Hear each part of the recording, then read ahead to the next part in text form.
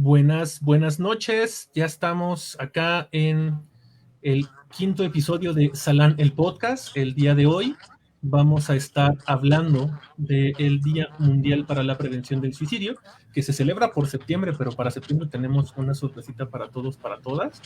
Y bueno, les queremos dar la bienvenida a quienes nos puedan estar viendo. Todavía nadie está en vivo, por lo menos no nos aparece eso en las estadísticas de la transmisión, pero sí darles la bienvenida a quienes nos puedan mirar a través de esta repetición asincrónica. Ya por ahí hay una persona que está haciéndonos el favor de mirarnos. El día de hoy tenemos este tema que bien puede parecer un poco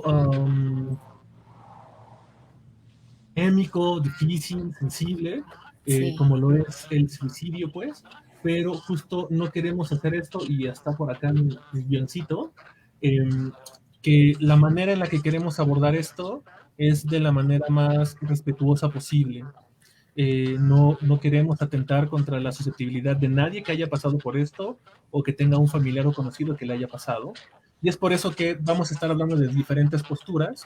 El día de hoy, Andrea Bautista, nuestra colega invitada, no me acuerdo si ya la habían visto por acá, pero también colabora en Salán, es la que va a estar haciendo los tejes y manejes de esta conversación. Y bueno, hablar de este tema, la intención de ello es justamente desmitificarlo, porque hay como mucho tabú alrededor de hablar de esto y nos parece oportuno que ese tabú deje de existir, porque bueno, el suicidio existe y siempre ha existido y seguramente va a seguir existiendo por múltiples factores que vamos a estar hablando en un rato más.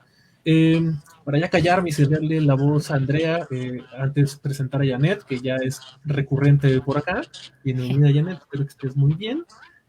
Recordarles a todos los que nos están viendo que Salán está conformada por psicólogas y psicólogos con formaciones en psicoterapia, destacando la terapia familiar sistémica, la terapia narrativa y la terapia con perspectiva de género, y que nos encanta la divulgación, chismecito pues, en materia de salud mental y el bienestar emocional. Y sin más por el momento, ojalá, hoy no está Josi, nuestro productor de confianza, y seguro si estuviera Josi pondría como tambores. Entonces presentamos con tambores, Andrea, bienvenida a esta primera vez, que esperemos que se repita en otros temas y en otras ocasiones. Y bueno, cuéntanos, Andrea, a las tres personas que ya nos están viendo, ¿por qué es importante para ti o por qué elegiste hablar de este tema de prevención del suicidio y demás? Te escuchamos.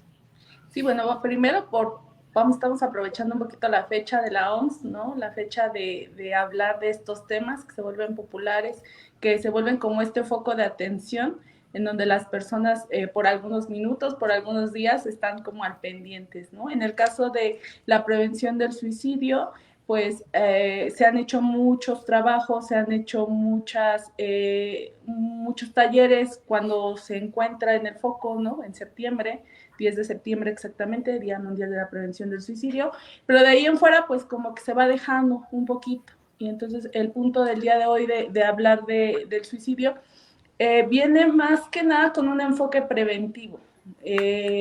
Podemos hablar técnicamente del suicidio o hablar sobre tecnicismos, pero el objetivo de este podcast del día de hoy es hablar desde la manera preventiva, ¿no? Entonces, existen muchas cosas y muchos mitos que tienen que ver con este tema de suicidio, ¿no? Como tú bien lo mencionabas, el suicidio es un tema que no se habla. Me da como esta pinta de hace unas décadas y el sexo, ¿no? Era algo que es algo que está presente, pero que pareciera que nadie quiere abordar. Y creo que tiene que ver con la desinformación. En el caso de a lo mejor la sexualidad antes tenía que ver más con la desinformación y creo que es el caso también del suicidio. Hay mucha desinformación y muchos estigmas sociales en este tema. Entonces el día de hoy es empezar a desmitificarlos un poco, hablarlo, ¿no? Hablarlo directamente y bueno, me gustaría comenzar con esta parte, ¿no? Para ustedes, ¿cómo podrían ustedes definir el suicidio a nivel como un poquito más, pues más, no sé, más social, ¿no? Más que no tenga que ver con tantos tecnicismos, que la gente lo entienda. Como más platicadito, ¿no? Sí, más platicadito. ¿Quieres empezar, Janet? Porque eso es que se me va la lengua a mí. sí. Pues yo lo veo como dar muerte en propia mano, ¿no? O sea, como tal cual decidir que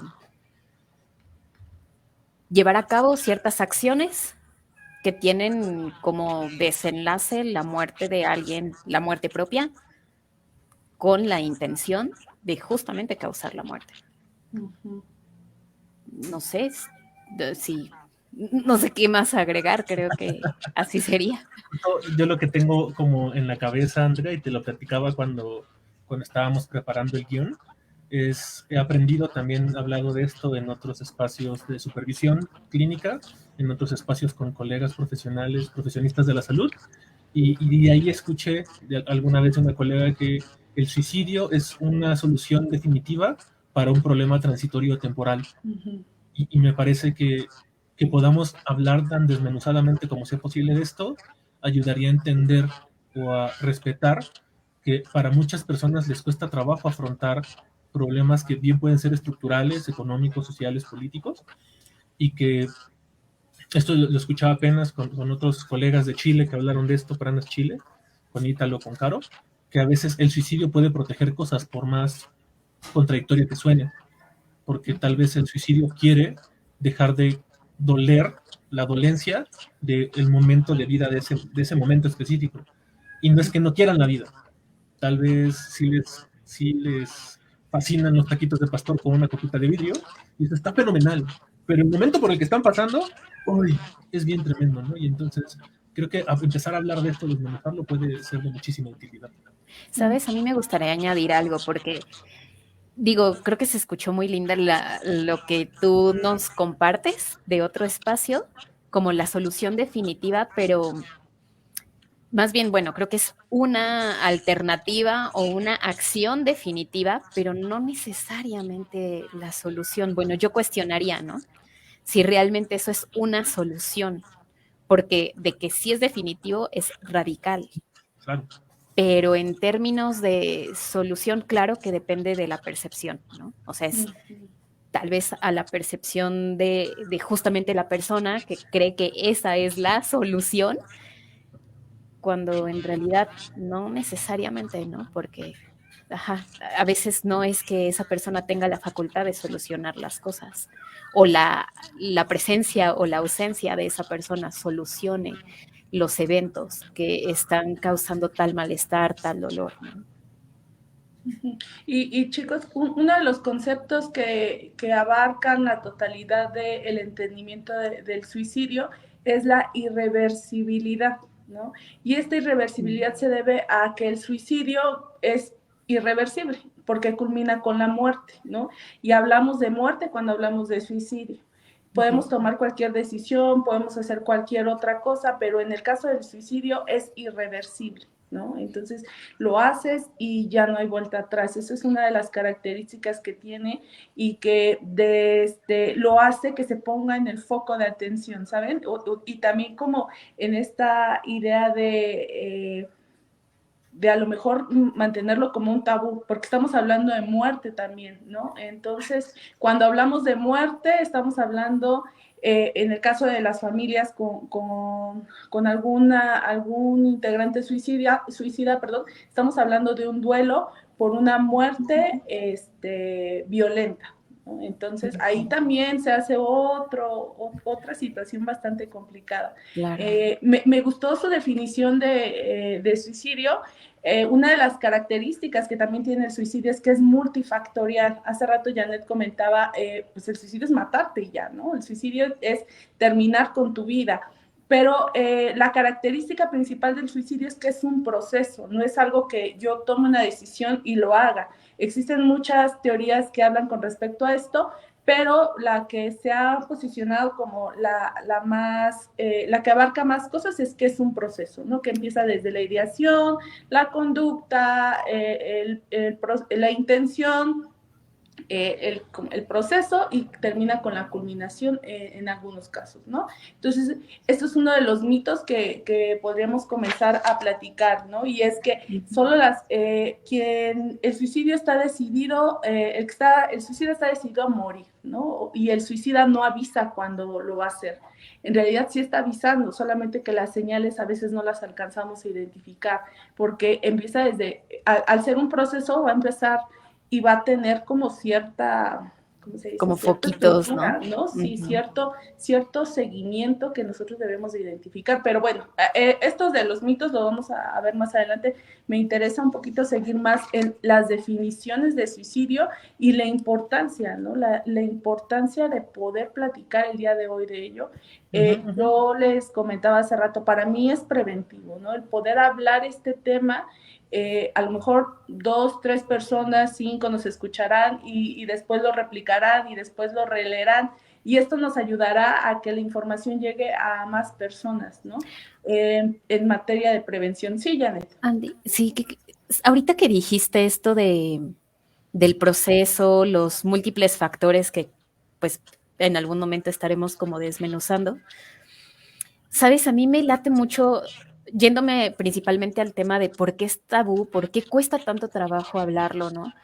Creo que hasta ahorita hemos mencionado dos cosas bien interesantes. Primero, la muerte, hablar de la muerte, que por sí pues, es el tabú de los tabúes, algo que las personas de repente no quieren ver, que queremos ignorar, ¿no? O sea, como que la vida infinita. Y no lo sé, aquí creo que tiene que ver con tal vez reconocer que la muerte es parte de un proceso en sí mismo, que la vida como proceso, ¿no? Y yo no sé si realmente, digo, aquí solo lanzando preguntas, porque ya saben que me encanta lanzar preguntas, ¿no? No sé si realmente el problema del suicidio es la muerte en sí, algo que es natural y que sí va a suceder, o sea, sí o sí va a suceder, sino tal vez la violencia. Y creo que eso sería bastante interesante que lo habláramos, ¿no? O sea, justamente la violencia que antecede al proceso del suicidio, o sea, antecede a la ideación, por ejemplo, y la violencia que viene después de ella, porque creo que lo que a mí se me hace duro es justamente ver que es un proceso de violencia contra nosotros mismos.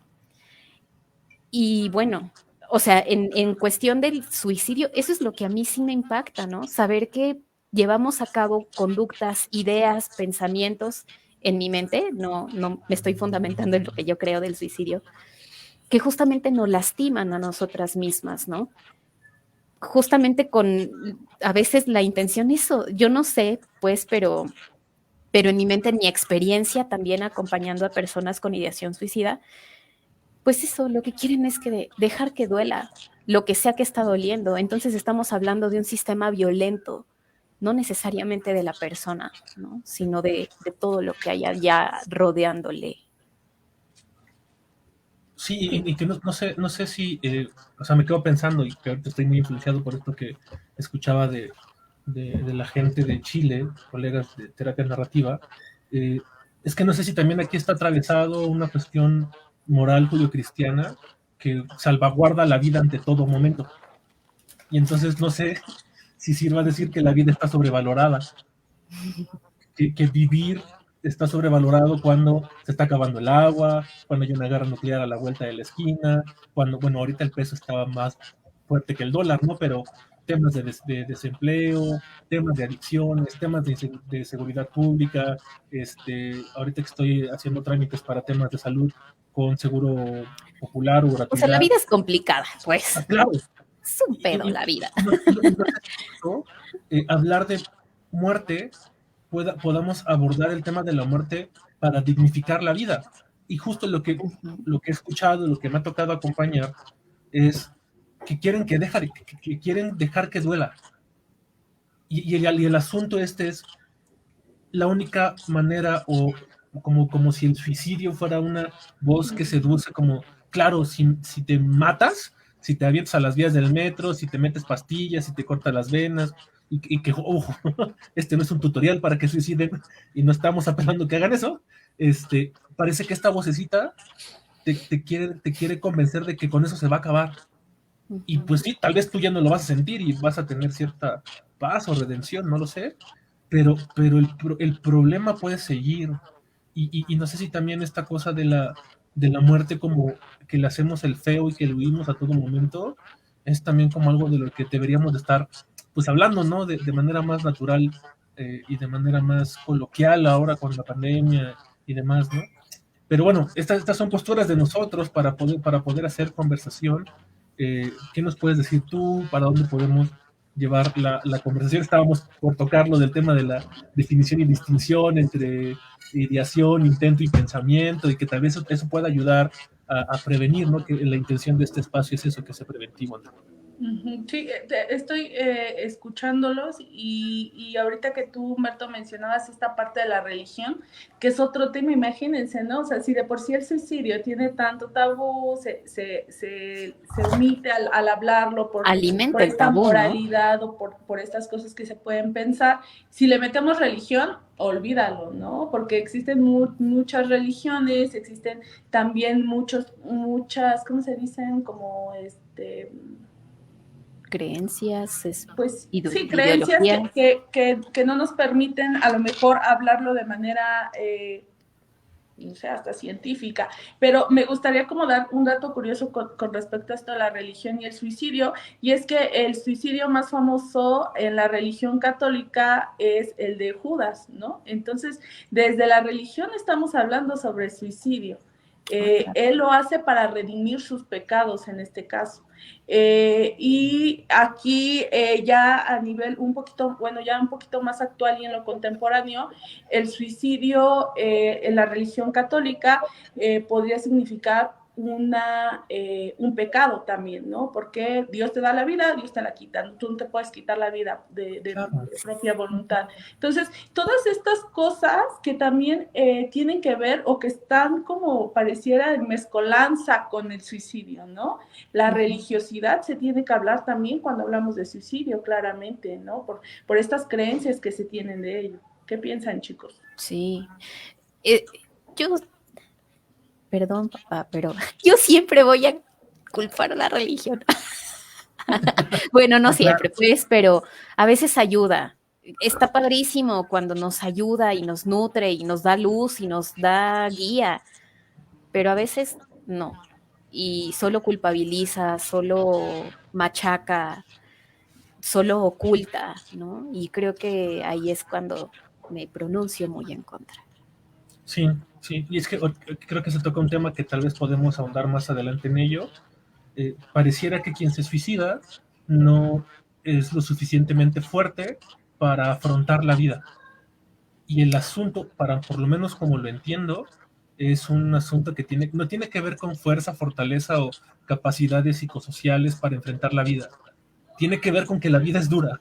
Tiene que ver con que no todos tienen la posibilidad de acceder a educación de calidad y gratuita. Tiene que ver con que no todos tenemos trabajo, ¿no? Creo que las tres le entramos un poco a la freelanceada, salvo creo que por tu otro trabajo, Andrea. Pero ¿cómo le hacemos frente a un mundo capitalista, cruel, neoliberal, machista, misógino, feminicida, que nos explota el cuerpo también a los hombres de otras formas? Pues es que ¿quién puede? Y no sé si desde estas cuestiones religiosas no se valora ni se valida. Incluso yo diría que es como, pues ya quiero ver al Padre, ya quiero ver al Creador, me prometieron tanto esto, pues voy a acelerar el ritmo, voy a acelerar mi proceso, me voy a salir de la fila, ya voy para allá, San Pedro, ¿no? Gracias Pero no por se decirlo. Perdón que te interrumpa, pero gracias por decirlo, porque creo que, mira, se me había olvidado esa parte de la religión, ¿no? Como creer que la vida en esta tierra fue un castigo. O sea, nos mandaron aquí porque Eva pecó, le enseñó a Adán el pecado y entonces tierra de sufrimiento, pero tenemos una promesa, ¿no? Y entonces como que venimos aquí para ver si podemos acceder o no a esa promesa. Y claro, ahorita que lo dijiste tienes razón, o sea, que si yo me voy con esa idea porque en este mundo no estoy bien y en otro sí, como ¿por qué me estoy tardando, no? O sea, díjole, qué pesado, ¿no? Que justo nos enseñen como que la vida de aquí casi que no valiera, pero además, ¿por qué entonces si no vale, por qué duele tanto? no sé, yo lo pienso también como en una cuestión de las dicotomías. Lo blanco, lo negro, lo bueno, lo malo, la vida, la muerte. Y que hay en todo lo que está entre ambas cosas, ¿no? Como si esto no valiera, pero entonces mi dolor no vale. Y yo creo que ahí está la parte grave.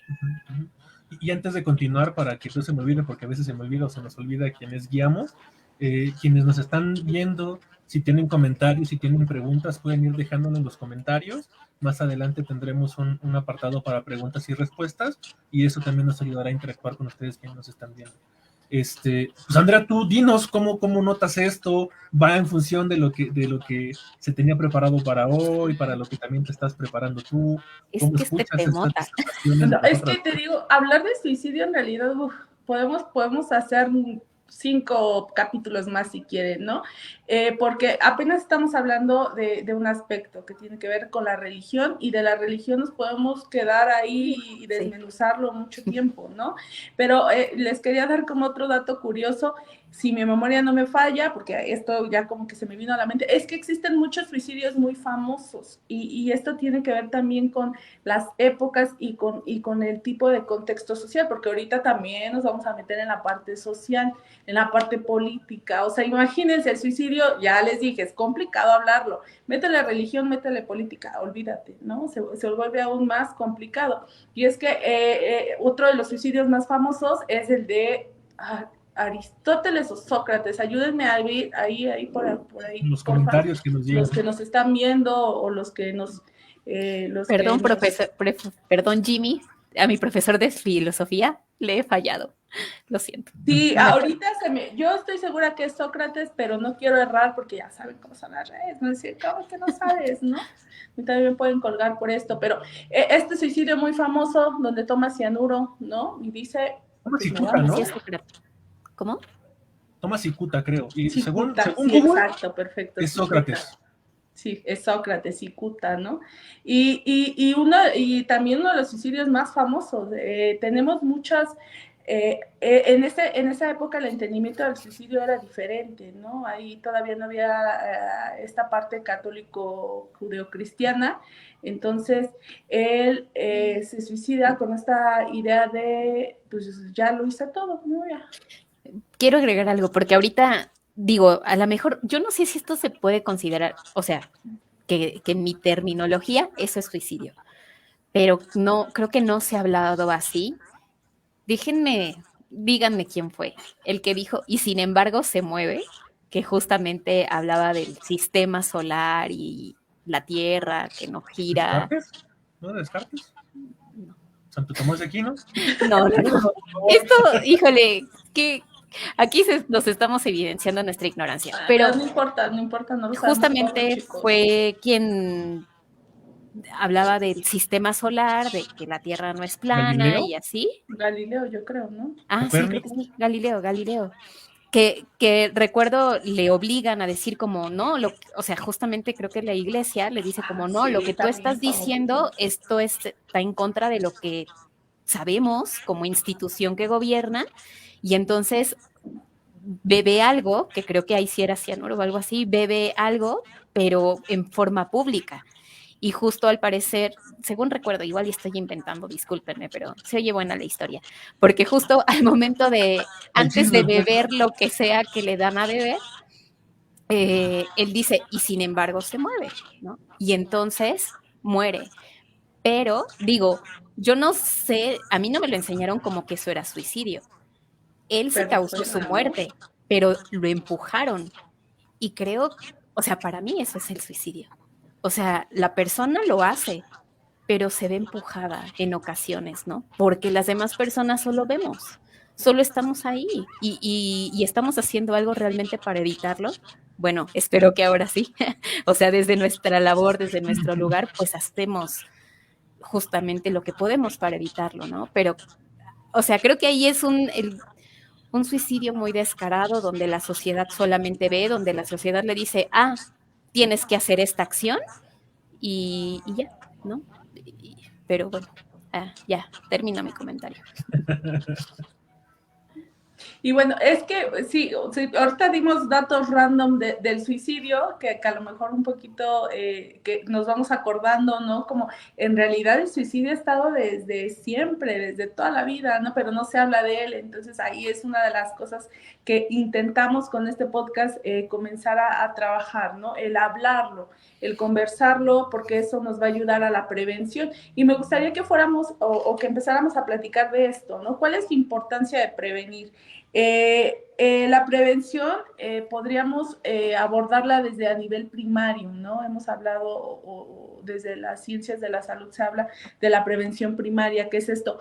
Que es antes de que comience el proceso suicida, ¿no? Hace rato platicamos que el suicidio es un proceso y este proceso empieza con el pensamiento o las ideas suicidas. El punto de la prevención es evitar que lleguemos a este punto, ¿no? Que es y la ideación suicida. Entonces, existen mucha bibliografía, aunque ustedes no lo crean, existe mucha bibliografía que habla sobre el suicidio y sobre la prevención, muchas guías, muchos trabajos que se han elaborado, ¿no? Pero creo que todavía se han quedado en la trinchera porque, o más bien en las bancas, porque no se ha podido contextualizar, y esto es una de las cosas más importantes que me gustaría, que vamos a abarcar más adelante, y es los datos estadísticos, ¿no? ¿Por qué vamos a hablar de datos estadísticos esta vez?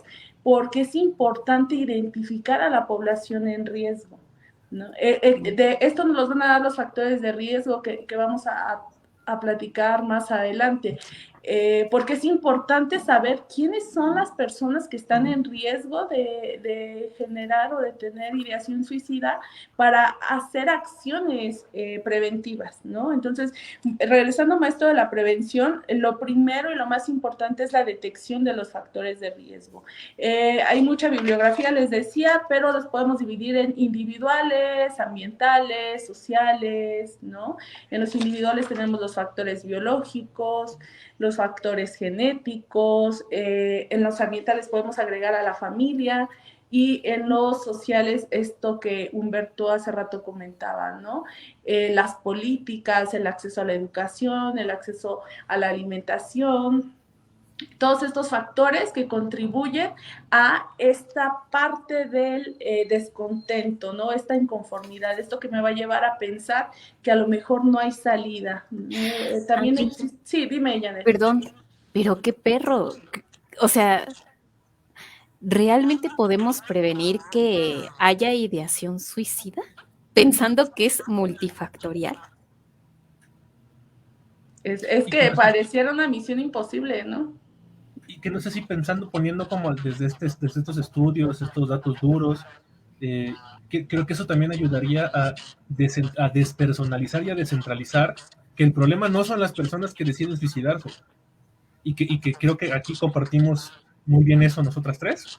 El problema es social. No es que las personas estemos descompuestas, o no es que las personas no tengamos los recursos sociales o sean suficientemente fuertes para, como esta cosa de la generación de cristal y demás, ¿no? Porque creo que tiene que quedar claro, o por lo menos esa es una postura que yo abandero, que el problema no son las personas, el problema es otro, el problema es el entorno, el problema es multifactorial. Te interrumpí, perdón. Claro, ¿no?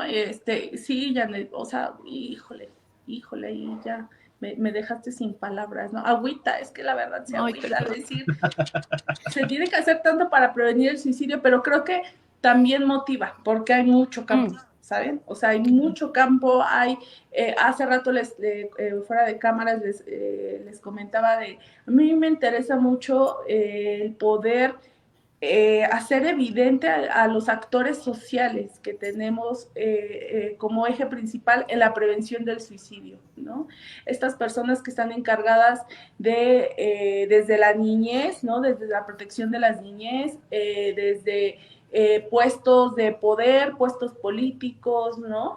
Uno de los lugares donde más se puede prevenir es las escuelas, ¿no? Como docentes, cómo nosotros podemos identificar estos factores de riesgo y canalizar a nuestros alumnos para una detección oportuna del proceso suicida, ¿no? Existen muchos programas en la SEP que están hablando ya sobre cuestiones socioemocionales, pero pareciera que a veces a los docentes les da miedo abordarlo, ¿no? Por esta parte de, es que yo no sé sobre emociones, ¿no? Yo no sé sobre psicología y si un alumno, ¿no? Se me desborda, ¿yo qué voy a hacer? En el aula es también complicado trabajar a nivel, porque son muchos alumnos al final del día, pero siempre existe esto de la canalización y la prevención, y creo que esto es algo que podríamos trabajar en este podcast, ¿no? ¿Cómo es que nuestros programas sociales, nuestro sistema de salud nos va a ayudar a trabajar con niños, adolescentes y adultos desde la prevención, ¿no? Aquí podemos hablar a nivel de docentes, la canalización es muy importante, ¿no? Que el docente que identifica a un alumno con algún problema emocional, con algún problema de relaciones, ¿no? Que se empiece a aislar, que empiece a hablar sobre estos temas, inmediatamente canalizarlo a, no sé, con los directivos, con las oficinas de orientación educativa, que son encargadas de hacer estos canales de comunicación a otras instancias de salud pública, ¿no? Que puede ser desde centros pues sí, de salud de primer nivel, estas clínicas, o con psicólogos, ¿no? Y por eso también el punto de aquí de Salán, ¿no? Empezar a trabajar esta parte de el trabajo multidisciplinario. A ver, chicos, al gato. Y que no sé si perdón, aprovechando que está la interrupción gatuna, ojalá que por ahí aparecerán los míos también. Es que suena bien bonito, Andy, pero el sistema es falible. Es más, el sistema está fallando. El sistema no jala. Y creo que eso lo sabes tan bien como yo, o mejor que yo, pedirle esto a los docentes, que ya están cargados de chamba burocrática y de papeleo innecesario, con temas de planeaciones educativas y demás, es pedirles mucho a los pobres docentes y a las pobres docentes. O sea, creo que la ruta trazada me parece fenomenal, pero para que eso funcione, necesitamos que cada engranaje jale, y no sé si la bronca es esa, que el sistema está fallido. ¿Ibas a decir algo ya? Sí, y sabes, bueno, es que yo pienso porque, bueno, ahora algo que nunca me había preguntado, ¿qué hacen las escuelas justamente para prevenir esto, no? O sea, si no hacen nada, no manches. O sea, ¿cómo crees que no hay políticas, no? O que no hay procesos. Yo aquí mi lugar organizacional se despertó. ¿Qué procesos hay? ¿Qué políticas hay, no?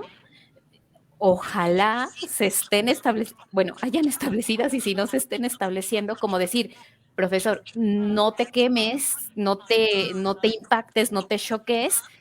Yo te digo como cuál sería el lugar. Sí, perdón, aquí quiere cariño. Pues eso, o sea, te digo como si te tienes que ir con el director o directora de la escuela y el director o directora, bueno, ¿y qué van a hacer ellos, no? Porque parece que queda el criterio. Y entonces volvemos al tabú, volvemos a no sé cómo manejar la emoción, me impacta ver que alguien está llorando, mejor ocultémoslo, ¿no? Aquí, ay, no, sana, o mejor te empastillo y te duermo y ya, ¿no? Pero no vayas al psicólogo, no llores, porque si lloras me siento mal, entonces no sé qué hacer. Pues la solución está en que no lloremos y viva la positividad tóxica. Amiga, digo, si me estás viendo, sabes de quién hablo.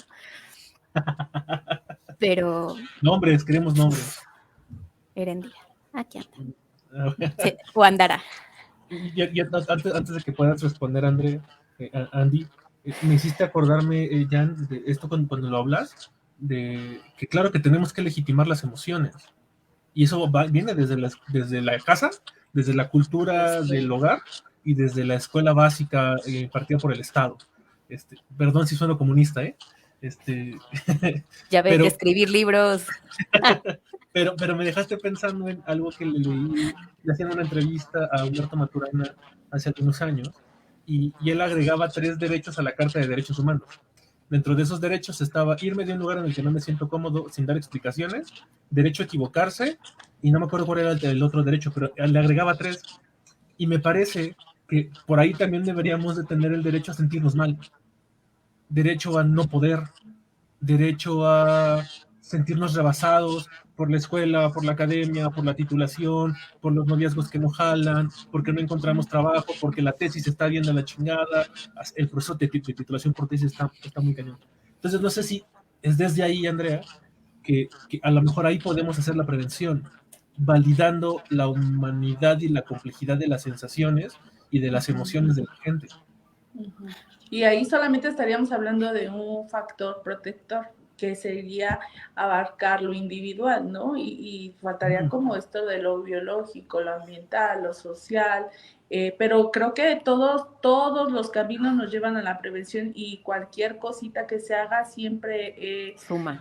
Ayuda mucho, ¿no? Es decir, cuando estamos hablando de prevención, todo, ¿no? Todo ayuda, desde la psicoeducación, desde el abordaje de las emociones, desde la intervención. Una ¿cómo se llama? Hay una teoría que habla sobre el proceso suicida, que marca a las crisis como estos detonantes ¿no? Tenemos muchas crisis a lo largo de nuestra vida y podemos hacer también un capítulo de crisis, ¿no?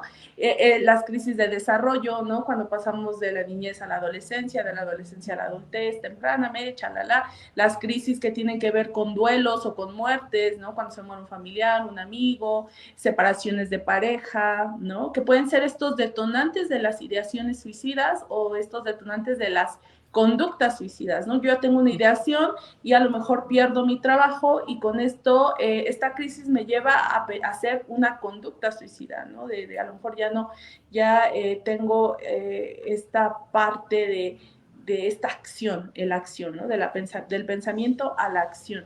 Perdón. Y ayer me acuerdo que estaba diciendo.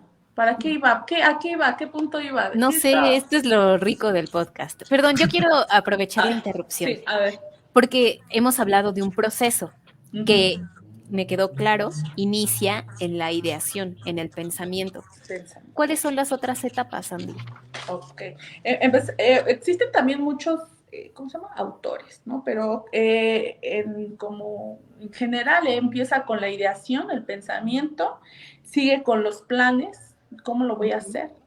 Después sigue con el intento, ¿no? Llevo estos planes a cabo y culmina con la muerte, ¿no? En caso de que en el intento no logre la siguiente fase, que es la muerte, pues regreso entonces al pensamiento, ¿no? O a los planes y el intento así hasta culminar, ¿no? Aquí, como habíamos hablado de la irreversibilidad, pues no es algo cíclico, no es como que comienza, inicia, ¿no? Desde el intento, pues aquí también es en materia preventiva, y uno de los mitos que también me gustaría platicar con ustedes es que el que ha sido suicida nunca deja de serlo, ¿no? Una persona que intenta suicidarse siempre va a ser suicida, y eso es falso. O que lo va a intentar hasta que lo logre, ¿no? Sí, o lo va a intentar hasta que lo logre, y esto es falso, ¿no? Por eso es que es importantísimo darle seguimiento a los casos con ideación, intención y conducta suicida, porque una persona que tiene un intento suicida, es importante el abordaje ya no desde prevención primaria, sino secundaria, para poder rehabilitarlo e insertarlo socialmente, y esta ideación, pues, terminarla, ¿no? Eso es totalmente falso, creer que una persona que se quiere matar lo va a hacer las veces que quiera. Andy, dijiste una palabra que me hizo así ruido terrible, que fue reinsertarlo. Porque pienso, a ver, en la lógica que hemos llevado hasta ahora, es multifactorial y muy pocos factores son de la persona, porque pues tiene que ver con lo ambiental, tiene que ver con lo familiar, tiene que ver con lo social, tiene que ver con lo político, tiene que ver con la salud, en general como el salud, concepto general de salud, y solo lo biológico tal vez le toca al individuo, tal vez, porque entonces aquí se empiezan a entremezclar las políticas de salud, los servicios de salud, el acceso a la educación, bla, bla, bla. Y estamos, o sea, pongámoslo en palabras cortas, para mí sería, ¿la culpa la tiene la sociedad, allá afuera. O sea, muchas cosas que estimulan o que detonan esta ideación tiene que ver con lo que estoy viendo allá afuera. No tiene que ver conmigo, porque no tiene que ver con mi capacidad, no tiene que ver con mi debilidad o fortaleza. Y entonces, si la sociedad me está lastimando, si esto que vivo, si mi familia, si mi mundo, si mi ambiente es la que me está lastimando tanto, ¿cómo hablamos de reinsertarla? ¿Reinsertarla dónde? Más bien, tal vez sería la alternativa, ¿no? Uh-huh. En esta reinserción yo me imagino disminuir los factores de riesgo, ¿sabes? O sea, es como minimizar esos factores de riesgo que llevaron a la persona a cometer el acto suicida, ¿no? Okay. Como ya hemos hablado y como tú ahorita lo mencionaste, son muchos factores, entonces ahí sí es necesario el trabajo multidisciplinario y aquí es donde la chamba la hacemos también mucho los psicólogos, de identificar qué es lo que está pasando con esta persona, ¿no? ¿Cuál de todas las multifactorialidades que existen podemos manejar? Obviamente, ¿no? Porque no todo lo podríamos, ni nosotros psicólogos, ni las personas, ¿no? Me imagino en estas crisis, que ahorita que fue el tema que nos llevó a platicar de esto, ¿no? En las crisis, por ejemplo, de duelos, de pérdida de un familiar, no puedo, no tengo la facultad de resucitar, ¿no? Pero a lo mejor sí un duelo un poco más llevadero que le permita a él el sufrimiento emocional, ¿no? Y todos estos demás factores a lo mejor se queda sin trabajo. O sea, es que imagínate, ¿no? Tantas cosas que hay y que existen y que pues es importante que, por eso es mejor prevenir, literal, ¿no? Es mejor prevenir a evitar o a trabajar, se puede trabajar obviamente, pero claro, tiene mayores costos, ¿no? Sí. Humberto, a ver, platica, no has platicado nada. Pues es que yo me quedo pensando mucho en que pareciera hasta cierto punto que no tenemos oportunidad de ganarle terreno al suicidio. Si todo está mal, si todo está del carajo, si no hay posibilidades de tener acceso a una vida digna, pareciera que no le podemos ganar terreno. Pero sí creo que el hecho de que estemos hablando de esto puede ayudarnos a ganarle terreno al suicidio, entendiendo que somos falibles, somos vulnerables, estamos haciendo muchas cosas para hacerle frente a la vida, a las condiciones de vida. No estamos solos, y que esto que decía hace ratito de legitimar la emocionalidad de la gente puede ayudar a reconocer que no estás mal. La validación, el reconocimiento de la emocionalidad, creo que puede ser fuera de las líneas o los autores que ahorita nos contabas. Esto viene desde un lugar más social y posmoderno y demás. Tal vez desde ahí es que está bien que sientas tristeza. Es que está bien que no tengas ganas de levantarte a trabajar. Es más, yo diría, está bien que no quieras la vida que tienes. Sí, claro. Digo, ¿no? Porque además nos venden ideales de vida que muchas veces no podemos tener. Siempre hablo de la realización de la vida monógama y heterosexual.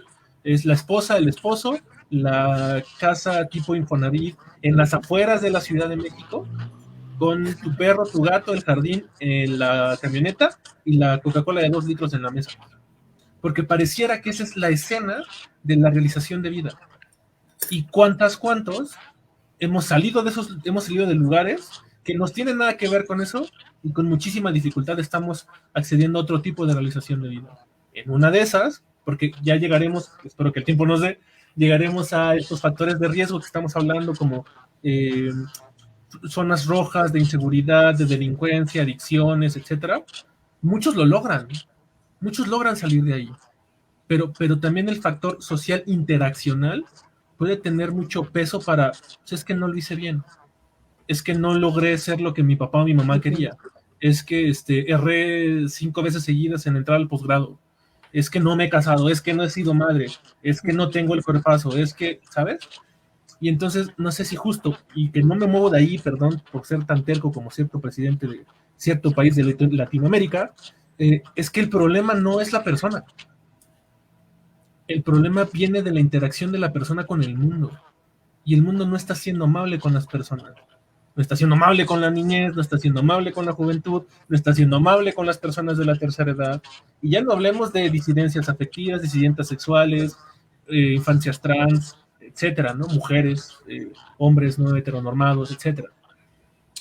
O sea, insisto, no es que esta conversación se vuelva pues chale, el suicidio nos va a ganar terreno y va a ganar la batalla, pero que sí le estemos hablando puede, pues, quitarle cierta credibilidad, ¿no? Al suicidio como la única vía para solucionar cosas, que habrá personas para las que sí.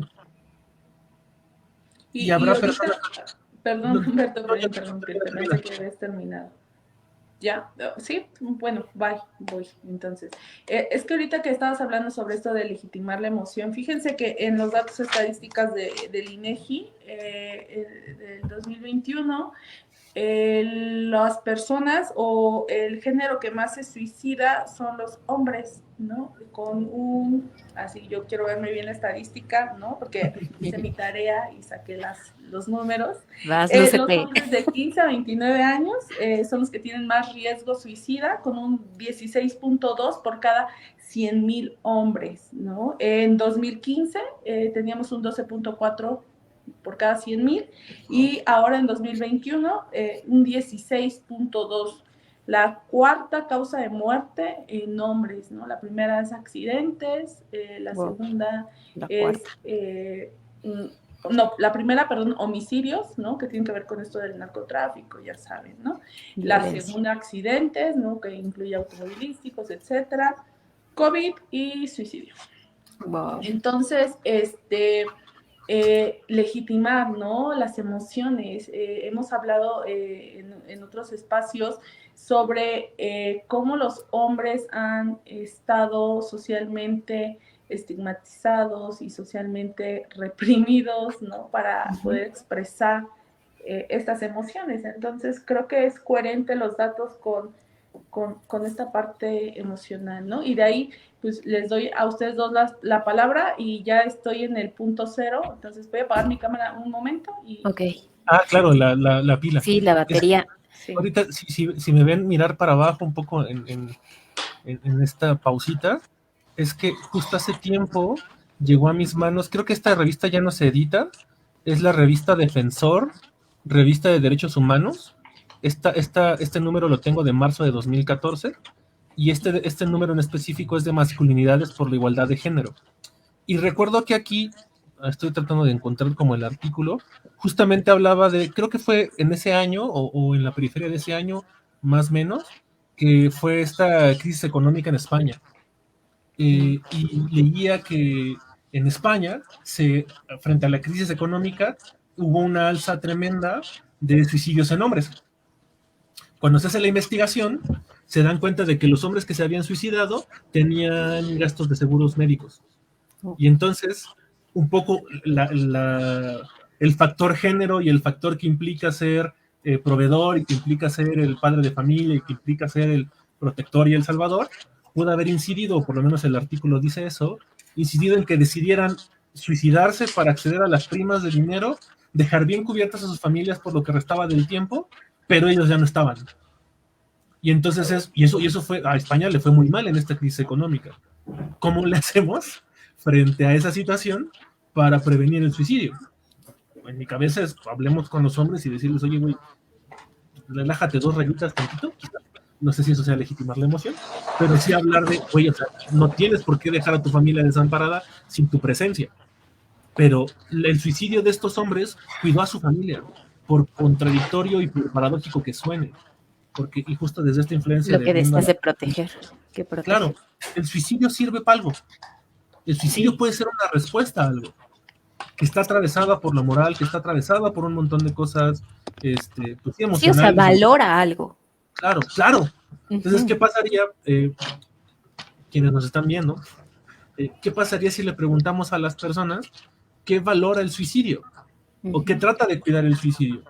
Claro. Sé que es una pregunta rara, pero necesitamos desmenuzar, pues sí, andamiar es un tecnicismo de mi trabajo, pero necesitamos acceder a eso para un poco reconocer que el suicidio puede querer cuidar algo, pero es una decisión definitiva, un problema transitorio, o podemos valorar que genuinamente ya no quieres vivir. Y que no sé si esto de punto le dé un pase de bombeadito a Andrea para que remate de cabeza, para que empecemos a hablar de políticas públicas. ¿Qué pasaría si en este país hubiera, así como la legalización, que todavía no es despenalizada el aborto, pero hablemos de eutanasia, hablemos de dignificar la muerte, gente, no necesariamente gente que tiene diagnósticos de enfermedades crónico-degenerativas o que están desahuciados, no sé si el desahuciado sea peyorativo, pero ¿por qué no podemos también dignificar la muerte y dignificar la decisión que tiene la gente de su propia vida? Porque, y me callo después de esto, no sé en qué momento, creo que ya no es un delito atentar contra tu vida, porque antes tu vida le pertenecía al Estado. Y si tú intentabas suicidarte y no lo lograbas, eras encarcelado o pagabas una cuestión de multa o demás. Si estoy equivocándome, quien nos vea, que me corrija, porque entonces, pues, está bien cabrón. No puedo decidir por mi propia vida, porque mi vida le pertenece al Estado. Y un poco tendría sentido en un Estado capitalista, ¿no? Pero, ¿cómo ves, Andrea, Janet, este asunto de la eutanasia o entra en el guión que teníamos hablado, Andrea? ¿Cómo ves? Creo que tiene que ver también con esto de, a mí me encanta la historia y creo que si nosotros nos damos o nos adentramos a la historia, podemos conocer cómo se están comportando ciertos fenómenos en la actualidad, ¿no? Y esto que comentas del el delito que se comete cuando decidimos quitarnos la vida, tiene que ver también con esto de la religiosidad, ¿no? De tu vida le pertenece a Dios. Recuerden que no hace muchos años el Estado y la Iglesia eran uno solo, ¿no? Entonces, las leyes tenían que ver mucho también con los mandatos morales de la religión. Y esto implicaba que, bueno, que pues el Estado, o en el caso de la religión, pues el ser supremo fuera el dueño de tu vida, ¿no? Tú no podías decidir por tu vida, y menos por tu muerte. Entonces, yo creo que la eutanasia es también ¿cómo se llama? Un tema en el que podemos abordar muchas cosas, ¿no? ¿Qué tanto debería de sufrir para ser válido? ¿Qué tanto, cuáles sí se permitirían y cuáles no? ¿No? Entonces, a mí me da como esta sensación de que todavía nos falta mucho para poder tener políticas que nos permitan llegar a, pues sí, a decidir sobre nuestra vida, ¿no? Y nuestra muerte. Sabes, ahorita yo pensaba en algo, porque, ajá, tiene que ver con política, con salud, con creencias morales, con creencias religiosas, pero también ahorita pensaba en la pregunta que escribí fue, ¿a quién le pertenece la vida? ¿No? Y pues ahorita que decían que en algún momento se consideraba que la vida le pertenece a Dios y entonces Él solo la da y Él solo la quita, que la vida le pertenece al Estado y entonces si tú intentas suicidarte y no lo logras, entonces te castigo porque estás atentando contra el Estado. Yo pondré algo que a mí me resulta muy espinoso, muy macabro, porque de repente parece que también la vida de una persona le pertenece a la familia y la familia también castiga, ¿no? Y pienso justamente en las personas que han intentado suicidarse y que la familia también los castiga y que la familia también los reprime y que la familia los oprime como si su vida les perteneciera solo porque nacieron en ese núcleo familiar. Y, y bueno, a mí eso me da escalofríos, ¿no? O sea, pensar cómo también de repente ni siquiera la persona puede decidir sobre su vida, sobre su muerte o sobre cómo vivir su vida, sino que ya parece que le tengo que pedir permiso a mi familia de todo, ¿no? Y a veces creo también, yo lo veo, lo voy a decir con mucho cuidado, pero también con mucho respeto, que es un acto de rebeldía, ¿no? Y viva la rebeldía, sí señor, pero no en plan, o sea, eso, a veces esa rebeldía no nos está llevando tampoco a un lugar, a un buen puerto, ¿no? Pero entonces, no sé, a lo mejor yo diría, tal vez mi suicidio protegería mi rebeldía, mi derecho de decidir. Creo que eso sería lo que protegería mi suicidio. Sí, y Janet, ahorita tú que eres la experta en sistemas familiares y todo lo que tiene que ver con estos sistemas, vamos a adentrarnos también en los factores, ¿no? Los factores de riesgo. Los factores de riesgo en el suicidio se convierten también en factores protectores, y uno de los factores protectores es la familia, las redes de apoyo, ¿no? Y se vuelven factores de riesgo cuando estas familias pues generan estas problemáticas de las que tú estás comentando, ¿no? Cuando hacemos el rastreo de la familia en los organigramas, no, ya hasta se me olvidó. Familiogramas. Familiogramas, iba a decir organigramas. En los familiogramas, una de las cosas que preguntamos es si hay intentos suicidas, ¿no? Y esos temas no se hablan en las familias. Son los conocemos como estas historias que no se cuentan, ¿no? Sí, Ayúdame, como que no me hables de Bruno. Sé que Bruno no me hables de Bruno.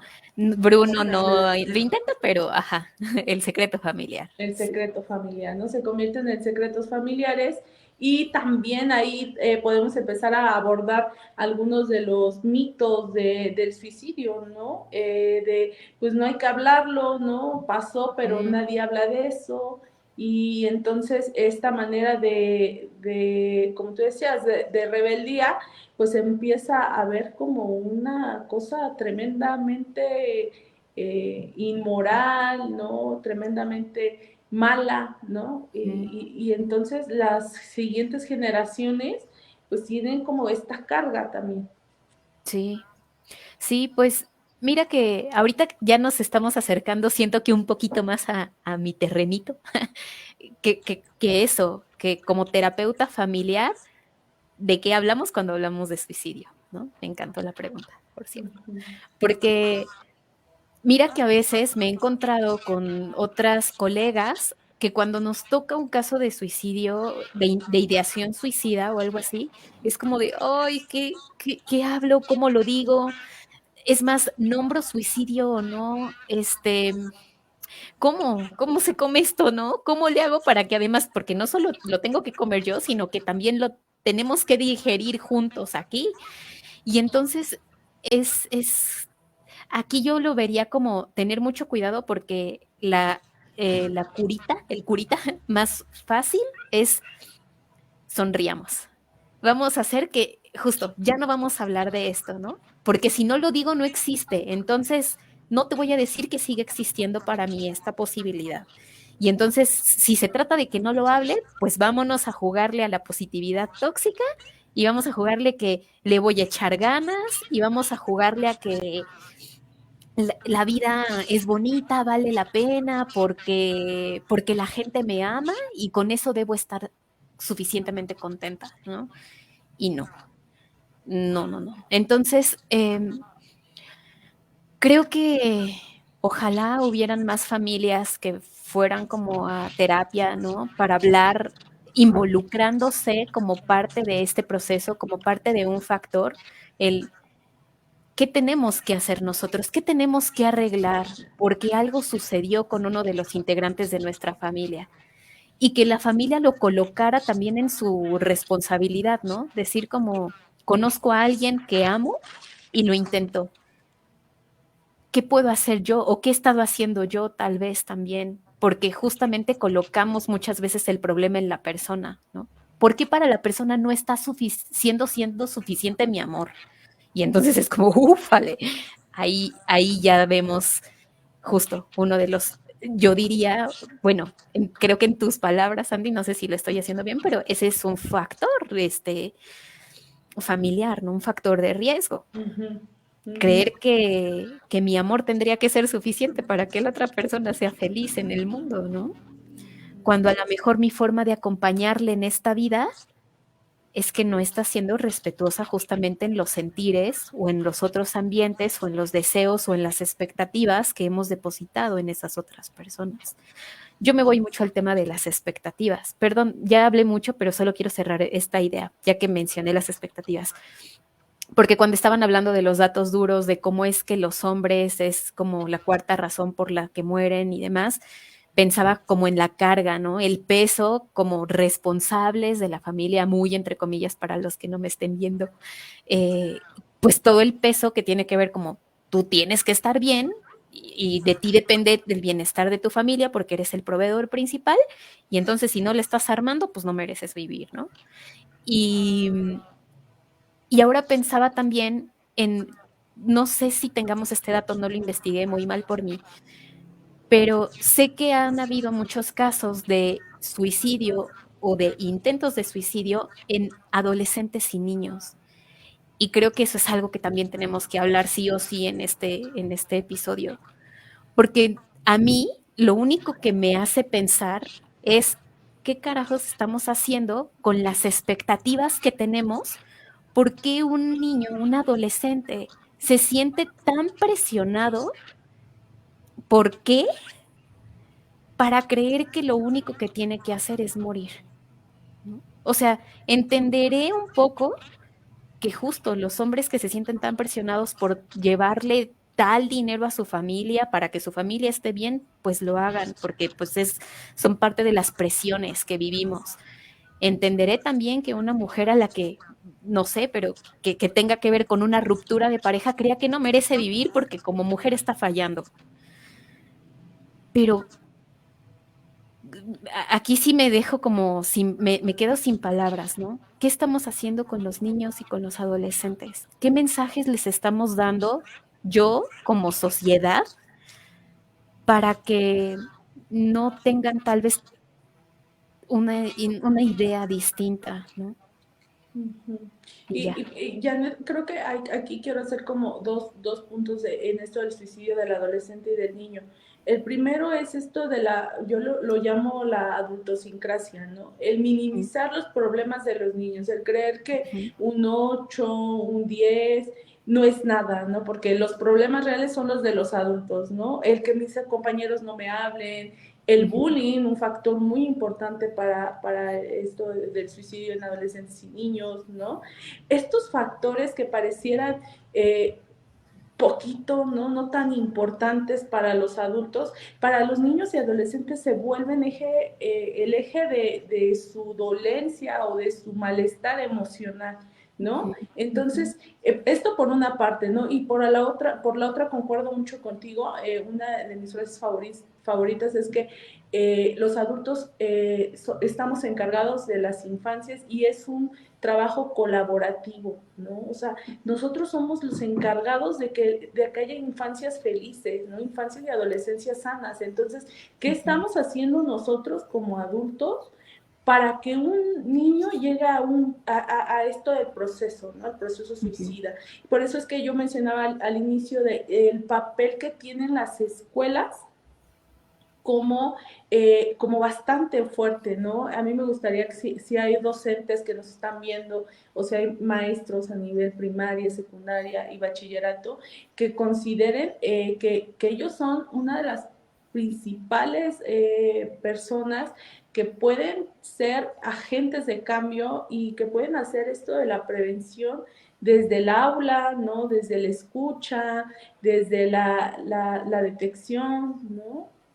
No sé ustedes, a ver, díganme. Y que esos podrían ser justo volviendo atrás para dar pasos adelante, lo que decía Janet, pues es que hasta justo la pandemia y volviendo a su capítulo anterior de Salán el Podcast, el 1, la importancia que tiene la salud mental, el bienestar emocional, que también hay que tomar una postura y se tomó aquella vez, pareciera, o sí, la verdad es que ir a terapia es un privilegio.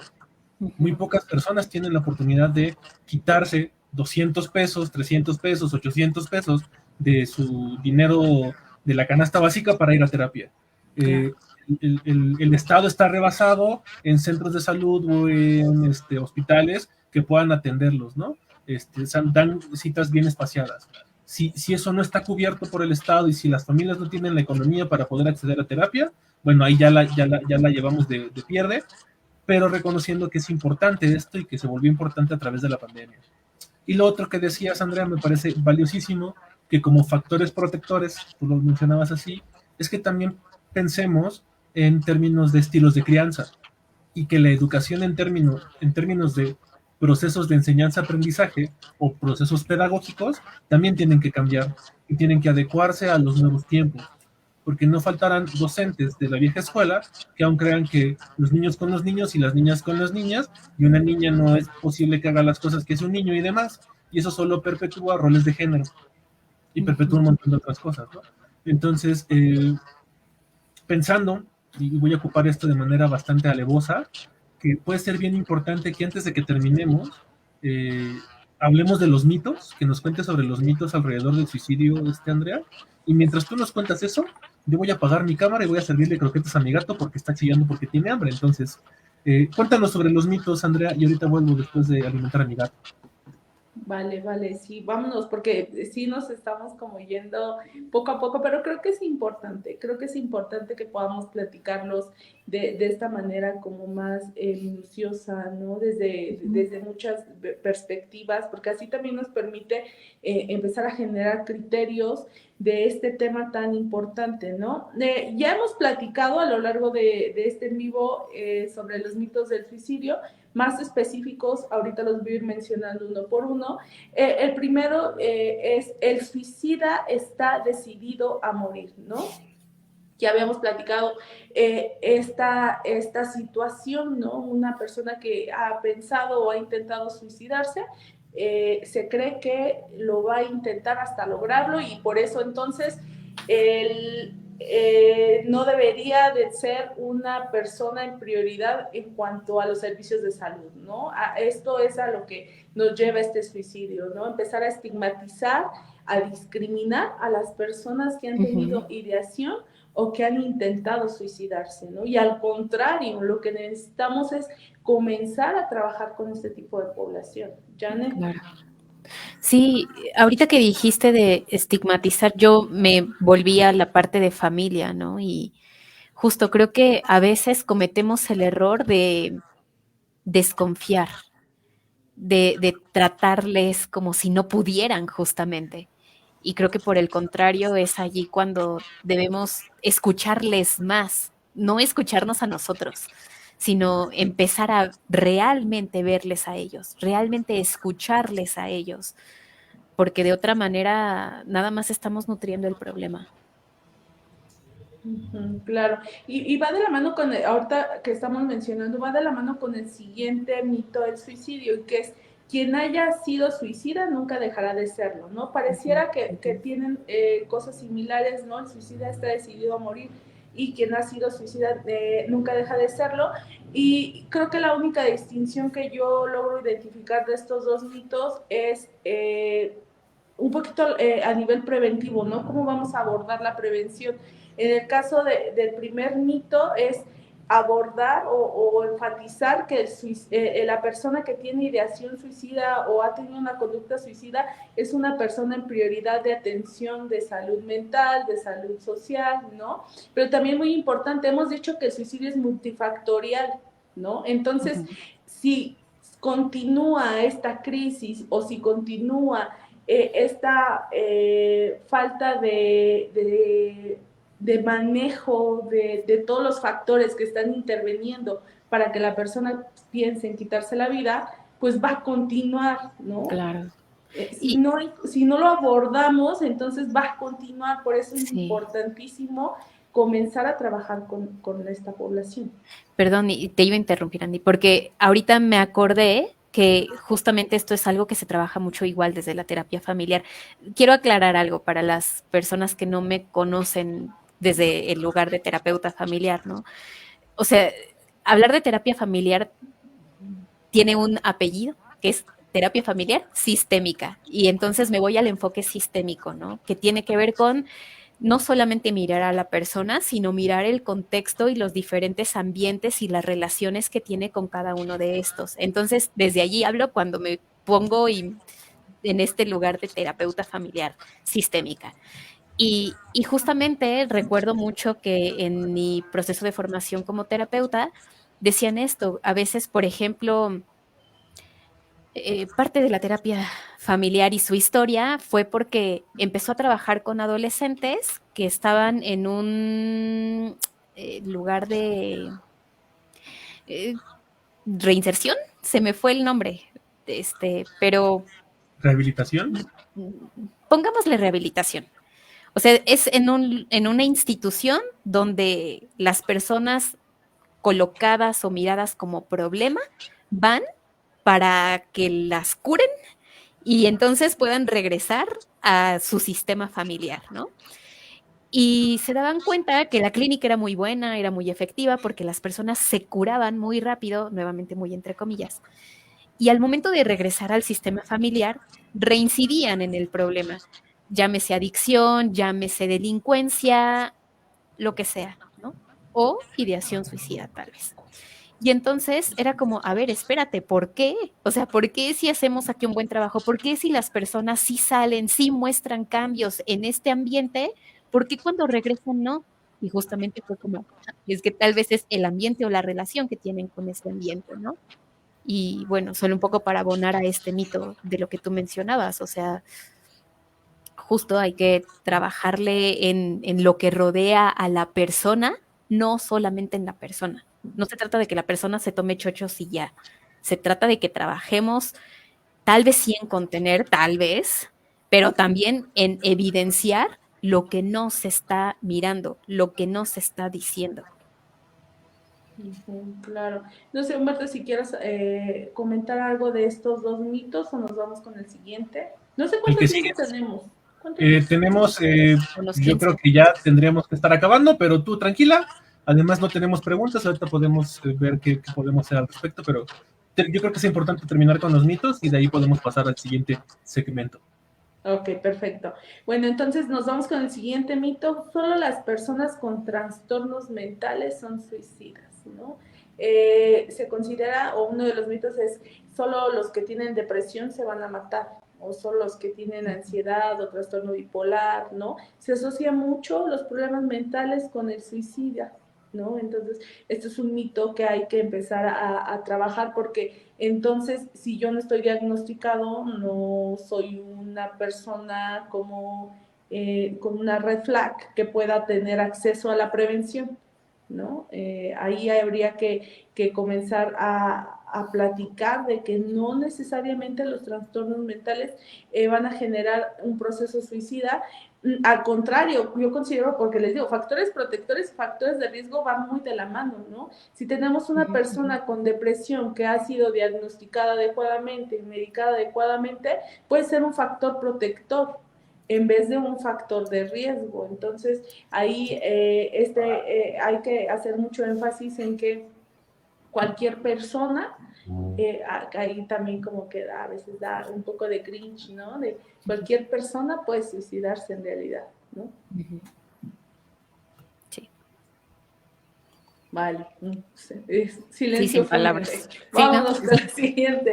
Hablar sobre suicidio es mala idea porque puede interpretarse como un estímulo o una invitación a hacerlo, ¿no? Es por eso que en las escuelas, en los programas, en cualquier lugar, hablar de suicidio es bastante complicado, ¿no? Yo entre la literatura que revisé para este podcast, fíjense que encontré un manual de periodismo, de cómo los periodistas deben abordar estos segmentos, estos reportajes de suicidio, ¿no? Para evitar este mito que se cree que si nosotros hablamos de suicidio estamos incitando o estamos generando que la gente lo haga. Y pues no, de hecho empezamos hablando diciendo que este espacio no es un espacio que esté incitando, que esté invitando al suicidio, pero que queremos, tanto como nos sea posible, desmenuzar las complejidades del suicidio, separando a la persona del problema, terapia narrativa, hablando de los múltiples factores que hay alrededor de las personas que se suicidan, poniendo sobre la mesa que también necesitamos políticas públicas en materia de atención de salud mental, atención de suicidio. Hemos hablado que para que los profes y las profas y los docentes y las docentes puedan también a soportar y sostener y abrazar, necesitamos que estos profesores y profesoras también tengan mejores condiciones de trabajo. O sea, esto no es un manual de suicídate, porque no estamos abanderando eso. Tampoco es que estemos abanderando que la vida vale un chingo, porque la verdad es que tampoco, pero que se vuelve bien importante que para desmitificar y para quitarle ese como medallita de tabú al suicidio es que lo hablemos, tanto como lo podamos hablar desde lo formal y los estudios y la psicología y las ciencias que puedan estudiarlo, como también desde la informalidad que viene, que a veces sí te quieres morir a la verga, porque te levantaste con ganas de no querer levantarte. Y que a veces bromeamos, yo soy una persona que bromea con eso, es como, chin, sí desperté, me lleva la chingada. Pero porque a veces está bien dura la vida, porque a veces sí nos pasan cosas que son bien difíciles y que si hay algo que podemos defender, lo digo a título personal, ustedes decidirán si me secundan o no, es que necesitamos redes, que hacerlo solos cuesta un chingo de trabajo, que el individualismo recalcitrante es más una falsa idea del capitalismo y del mundo moderno, y que necesitamos redes. Necesitamos tener sesiones de jueves por la noche de juegos de mesa con copas de vino y bocadillos y ser señoras o señores. O irme, no voy a decir nombres de esto, ¿no? Irme a conciertos de bandas 2000eras como Elefante con una de mis mejores amigas que amo con todo el corazón. Porque si no hacemos eso, se nos viene la pinche vida encima. Y no estamos justo, con todo lo anterior, pues, no estamos diciendo que se suiciden, no estamos invitando a eso, sino problematizando y hablando y dialogando de que está bien cabrón a veces la vida y bueno, ya habrá otro episodio en donde podamos hablar sobre otras cosas. Rápidamente, Andrea, los siguientes mitos, es que este me parece muy importante. Quienes hablan del suicidio no tienen la intención de hacerlo, de cometerlo. Creen que, o uno de los mitos es que solo me está manipulando, solo me está chantajeando, no lo va a hacer, ¿no? Y a veces lo que hacen padres o docentes o gente, ¿no? En general es, a ver, hazlo, ¿no? No te creo, ¿no? Como este reto que a veces le ponen a la persona, ¿no? Y lo que está haciendo el suicida es intentando comunicarse, ¿no? Algo está pasando, no cualquier persona va a hablar y decir, me quiero quitar la vida, ¿no? Claro. Y que no lo consideremos por estos mitos que creemos de que nos está como choreando, nos está manipulando, pues ahí es donde empezamos como pues, pues mal, ¿no? O sea, ahí es cuando digo, changos, desde ahí se empieza. Sí, claro, claro. Porque no sé si, como no tenemos preguntas, vamos a poner esto, porque está ahí. No tenemos preguntas del público, de las personas que han ido y venido, que igual si tú estás viendo esto de forma sincrónica live, puedes dejarnos las preguntas en los comentarios y tanto como sea posible para nosotras, te podremos responder. Como en esta dinámica, ya pensando en ir hacia el cierre de este episodio, ¿qué dirían o qué le dirían a alguien? Pienso que en una cuestión estadística, a un chico o una chica joven, adolescente, que lo mandan, porque los mandan muy pocas veces, los adolescentes y las adolescentes dicen quiero ir a terapia, generalmente los mandan. Janet, Andrea, ¿qué le dirían a alguien que va referido porque dijo que se quería suicidar y familiarmente es que nada más quiere llamar la atención y es puro choro y demás? ¿Qué preguntas harían? ¿Cómo lo abordarían así como muy rapidísimamente? Yo le preguntaría como las razones. ¿Por qué? ¿Por qué no? ¿Por qué estás pensando esto? ¿Qué te hace sentir mal? Bueno, claro, conociendo un poco las palabras, pero tratar de enfocar el problema, sabiendo que el suicidio no es el problema, ¿no? O sea, que pues, supongamos, es que no me siento feliz viviendo, no me gusta mi vida, ok, ¿qué de tu vida no te gusta, no? Y entonces empezar tal vez ya ahora utilizando las palabras que nos has regalado, Andy, pues qué factores son los que están interviniendo para que no le guste su vida o no se sienta cómoda con su vida, ¿no? Y entonces yo me iría como desmenuzando, escaneando, explorando un poco, sin miedo a que me hable, sin miedo a que se queje, sin miedo a que se ponga a llorar. No, que lo haga, bienvenido, pues de eso se trata este espacio. Y, y también creo que le preguntaría como, mira, me gustó mucho esa pregunta y te la voy a robar, Humberto, como, ¿qué protege, no? O sea, si el suicidio pudiera hablar, si ahorita nos pudiera decir por qué está aquí, ¿qué diría? ¿Qué quiere? ¿No? ¿Qué no quiere, tal vez? ¿Qué quiere evitar? Y entonces por ahí me iría. Que más que ser mía, la influencia la tomé de la conferencia, bueno, el live que también hicieron en Pranas, Chile, sobre el suicidio, ¿no? Y por ahí ponen, si pudiéramos, si la muerte hablara, si el suicidio hablara, ¿cómo lo podríamos entrevistar? Andy, ¿tú cómo abordarías? ¿Tú trabajas con adolescentes, bueno, acompañas adolescencias de alguna u otra manera? Si llegara algún alumno, alumne, porque lo refirieron, porque un profe se espantó porque dijo que se quiere morir a la verga, ¿cómo lo abordarías? ¿Qué harías? ¿Qué le dirías? La escucha activa es algo bastante importante a veces y nosotros que somos terapeutas sabemos el poder del lenguaje, el poder de la voz. Entonces, el escuchar al adolescente podría ser una de las primeras cosas que podrían generar esta manera. ¿Saben? Me acuerdo mucho en la maestría que platicábamos de ahí existe como una ventana en la que el suicida está entre decidir si lo va a hacer o no. Y esa ventana es en la que más podemos intervenir, ¿no? En la que más podemos intervenir porque es la ventana de vulnerabilidad, donde todavía lo está pensando, ¿no? Y las palabras que nosotros digamos van a determinar la decisión que va a tomar, ¿no? Una de las cosas que se trabajan a nivel preventivo es la toma de decisiones, ¿no?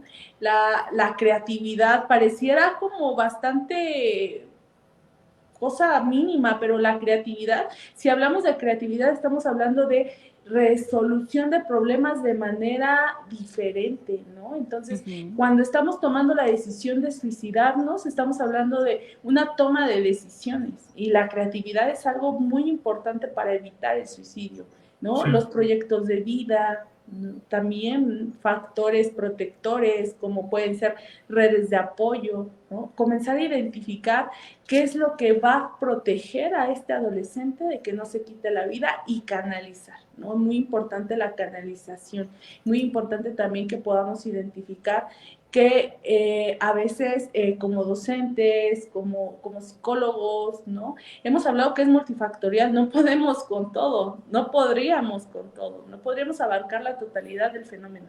Es importante canalizar para poder tener una evaluación y poder tener también un trabajo integral del individuo para que podamos disminuir el riesgo suicida. Perdón, quiero aquí hablar algo rápido, porque me voy nuevamente a mi terreno, las familias. Pienso que a veces justo creo que eso es lo que nos puede dar miedo, ¿no? Decir como, no puedo controlarlo todo. Yo mamá, yo hermana, yo hija, yo amiga, yo pareja, no puedo solucionarle la vida a esta persona que está considerando estas alternativas de solución, nuevamente entre comillas. Y aterra reconocer que no puedo ponerle la vida que desea esa persona o que no puedo, tal vez si veo que la familia le está lastimando mucho, que el trabajo le está lastimando mucho, no puedo resolverlo y creo que también aquí tiene que ver con validar nuestra emoción, la frustración, ¿no? De decir como, no, neta, no estoy lográndolo ahora, pero está padre que justamente, digo, a veces sí, como decías tú, Humberto, llevan a las personas a terapia, padre, llévenlas, pero tampoco crean que psicóloga, psicólogo va a solucionarlo, ¿no? O sea, nos toca trabajar a todas, nos toca trabajar a todos, ¿no? Entonces, no, yo siempre he pensado, cuando hay problemas difíciles, las soluciones no son tampoco sencillas. Y eso, pero eso no significa que no hay solución, simplemente que requerimos más actores para que hayan alternativas distintas, ¿no? Y ahorita que lo decía, por eso estoy compartiendo, me tomé la licencia de compartir esto, lo que decías, Andrea, de la creatividad como una herramienta o un recurso para resolver y tomar decisiones. Esto lo hablaba alguna vez con una maestra que hoy se ha vuelto una muy cercana amiga, y habla justamente de dejemos de pensar en guerreros que solventan luchas y lo que sea, porque la guerra solamente es destrucción, porque no pensamos en artistas, porque necesitamos crear. Y la creatividad es una herramienta, recurso, don, destreza, superpoder para poder crear soluciones, para poder tomar decisiones que nos ayuden en la vida. Creo que es muy valioso que cualquiera de nosotras que acompañe a personas, jóvenes, adultos, bueno, quizá estaría bueno problematizar un adulto mayor que quiera suicidarse, pero que siempre vengan desde legitimar su voz y que rastreemos qué está pasando ahí y qué tanto campo de acción podemos tener. Creo que eso ayudaría mucho, ¿no? Por aquí parece que sí hay un comentario. Kevin Castillo, es más, vamos a ponerlo. Kevin Castillo, ¿han escuchado hablar del Programa Nacional para la Prevención del Suicidio? En caso de sí, de que sí, ¿cuál es su opinión al respecto? Yo no lo he escuchado, sería oportuno también informarnos de eso, como esta cosa de, me parece que el Consejo Ciudadano o Locatel tienen una línea de atención a suicidas. Kevin nos comenta también que al ser multifactorial y bajo el entendido de que no se puede abarcar el 100% de los factores, ¿cuál consideran que es el principal factor que se debe tratar? Yo diría el que tienes a la mano. Ese, ¿no? O sea, no te conviertas en Superman. Si estamos hablando de un familiar, desde tu lugar de familia, es perfecto. Si estamos hablando que eres alumno o que eres profesor, desde ese rol es perfecto. Desde el rol de vecino, desde el rol de amigo, desde el rol de compañero. Eso sería lo que yo podría responderte, Kevin. Pero, ¿ustedes qué piensan? Andrea. Sí, también igual, ¿no? O sea, hemos platicado ya al finalizar este en vivo que son muchos factores, ¿no? Que no todos los podemos abarcar, pero los que podemos abarcar, pues empezar a trabajar, ¿no? A mí como psicóloga que ha trabajado, que tiene un poco de experiencia trabajando con suicidas, pues en la prevención, ¿no? A mí como mi pan de cada día sería prevenir, capacitar, ¿no? Ahí como esta oportunidad o esta idea de abrir un tallercito para psicólogos que tengan que ver con este tema de suicidio. Platicábamos hace rato tras bambalinas de que en las universidades no se habla de este tema, ¿no? El suicidio no es una asignatura, ¿no? No es un tema, ¿no? Entonces sí es importante que comencemos a difundir, ¿no? La difusión yo creo que sería algo en lo que yo también trabajaría, en la difusión de lo que es el suicidio y de cómo prevenirlo a nivel primario, ¿no? En psicólogos, en docentes. ¿Tú, Humberto? Yo respondiéndole a Kevin, y pensando en familias, pues, algo que trataría de abordar es de construir, deslocar, desmenuzar que las relaciones familiares no tienen por qué suceder en los términos que los adultos u otras personas dicen. Hay una técnica, herramienta, abordaje desde la terapia narrativa, que es el club de vida, que nos permite reacomodar las relaciones que tenemos con la gente. Y hay familiares de los que no necesariamente tenemos, porque nos une la sangre, tenemos que tener relación con ellos. Y quizá, si estamos hablando de cuestiones multifactoriales, y uno de esos factores es la familia, no tienes por qué seguir teniendo la misma relación que tienes con tu mamá, con tu papá, con tu hermano. Puedes reacomodarla.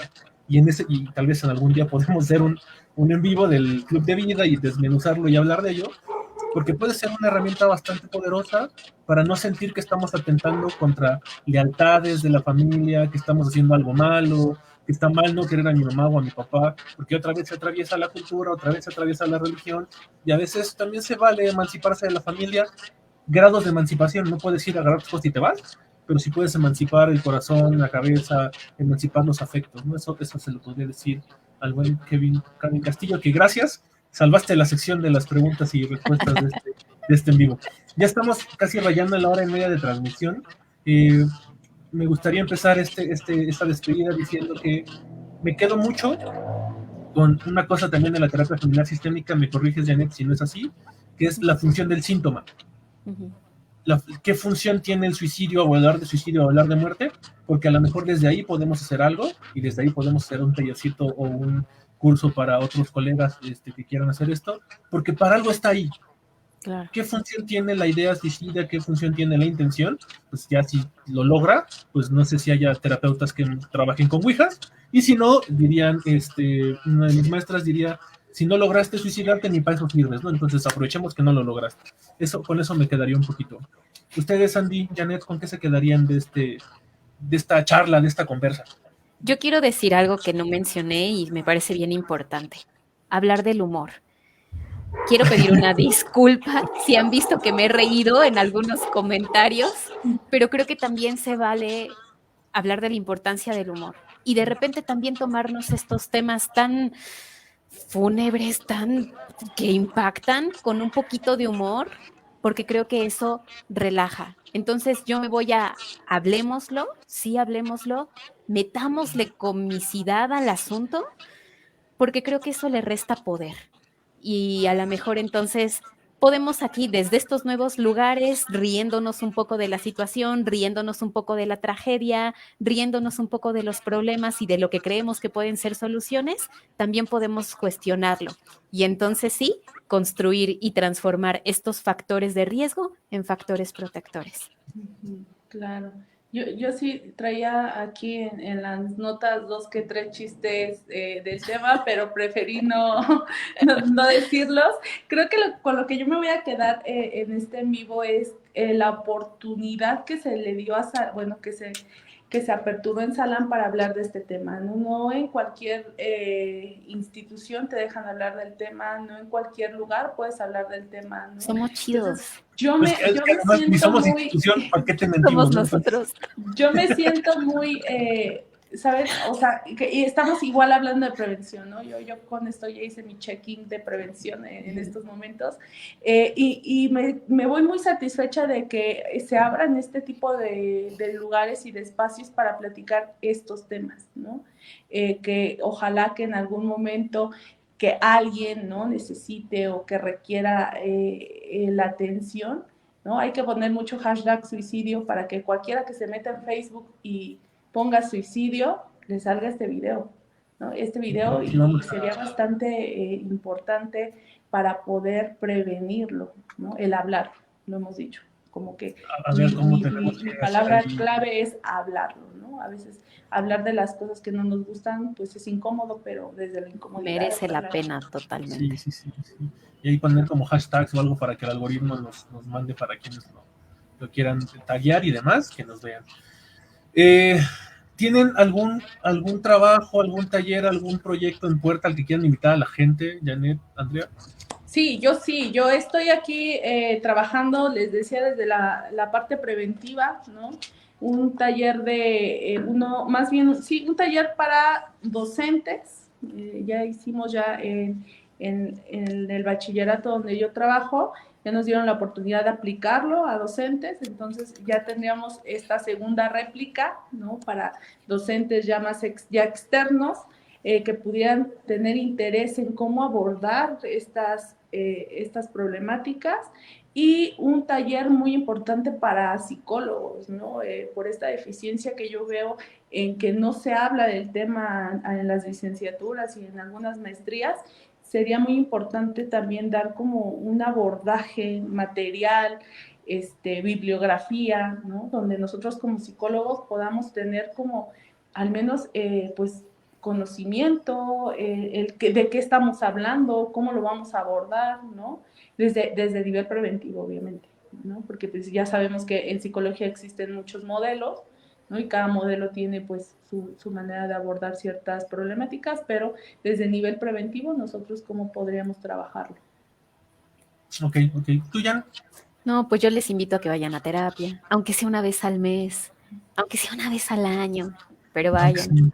El apoyo solidario, aquí en Salam claro, tenemos una propuesta que es el apoyo solidario, que es terapia a muy bajo costo, que también se me hace algo bastante importante, porque pues la terapia psicológica pareciera que solamente es para las personas que tienen dinero, ¿no? Entonces, desafortunadamente, pues la economía a veces no da para tener este acompañamiento psicológico, sí. Pero con esto que hace Salam nos ayuda mucho a trabajarlo. Así que bienvenidos. En este espacio es, si llegaste hasta aquí, persona que nos mira en línea, virtual, sincrónicamente o asincrónicamente, recordarles que Salam tiene esta intención de el acompañamiento solidario a un costo lo más bajo posible. Si necesitan más informes al respecto, pueden mandar un inbox o un mensaje directo a través de Instagram a las redes sociales de Salam, que a Salam lo pueden encontrar justo como Tejiendo Salán Tejiendo Relaciones en Facebook o en Instagram. A Janet la pueden encontrar en Instagram como janetg.tf en y Facebook Andrea, y los demás. no sé si tienes redes sociales de chambita o cómo te No, no encuentras. tengo redes. Pues sí, aquí nos encontramos en un consultorio privado aquí en NESA, Centro de Atención Psicológica IBU. Ahí ya tenemos también algunas colaboraciones con ustedes. Tenemos página en Facebook y WhatsApp, pero bueno, andamos ahí trabajando con Salán para poder hacer este trabajo en equipo. Ahí lo encuentran como parte del catálogo de terapeutas claro, del Salán. Claro. Y también justo, el centro, ¿cómo es Andrea? Centro de Atención Psicológica IBU. Me tardo mucho en escoger el nombre, así que hay que decirlo completo. IBU con B. Que justo, hace muy poquito tiempo ya empezamos a tener acompañamiento presencial. Tiene otro costo, igual pueden pedir informes sobre eso. Y este trabajo presencial, pues estamos abarcando algunas áreas importantes, medulares de la Ciudad de México y de la área metropolitana, y en esa pueden encontrar a Andrea, en La Condesa pueden encontrar a Janet, a mí pueden encontrarme en el sur, en San José Insurgentes, y tenemos más colaboradores trabajando en Iztapalapa, en Linda Vista, en Azcapotzalco, y en Nicolás Romero está el buen Gustavo, que nos acompañó para hablar de LGBTría y la salud mental.